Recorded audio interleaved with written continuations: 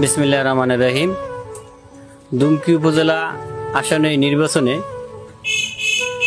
কাউসার আমিন হাওলাদার অত্যন্ত একজন মহৎ মানুষ।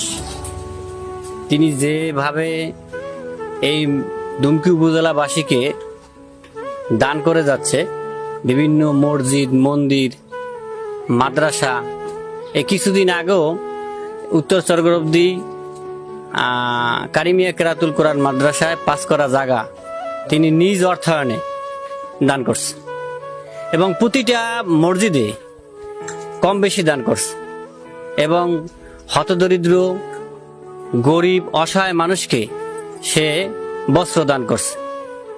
চিকিৎসা, শিক্ষা, প্রত্যেকটা ব্যবস্থায় তার অবদান আছে।